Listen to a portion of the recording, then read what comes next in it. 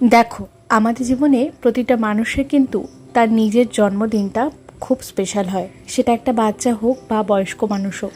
আর আমার মতে যদি নিজের সাধ্যের মধ্যে কাউকে একটু আনন্দ দেওয়া যায় তাহলে তার থেকে শান্তির আর কিছুই নেই। আজকে যে মানুষটার জন্মদিন শেয়ার করছি তার সাথে দিনের অর্ধেক টাইমটাই কাটে, আর গল্পের ছলে কাজের ফাঁকে একদিন জানতে পারি ওর কোনো দিন জন্মদিন হয়নি, মানে সেইভাবে ও স্পেশাল কোনো দিন ফিল করেনি।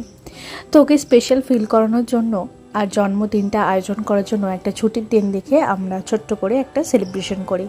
প্রথমে কেক কাটিং দিয়ে হয়, আর তারপর দুপুরবেলা খাওয়া দাওয়ার অ্যারেঞ্জ করেছিলাম যতটা আমরা পেরেছিলাম গোছাতে। আর এই পুরো বিষয়টাই সারপ্রাইজ ছিল। একের পর এক সারপ্রাইজ পাওয়ার পর অবশেষে কি বলেছিল সেটা তোমাদের সাথে শেয়ার করব। আর একটা মানুষ কতটা খুশি হলে এমন কথা বেরিয়ে যায় মুখ থেকে। উপলক্ষটাই প্রথম হলো, আমি জাস্ট ওই মেসেজে বাদ দিয়ে আমার। তোমাদের কেমন লাগলো অবশ্যই জানিও। সবাই ভালো থেকো।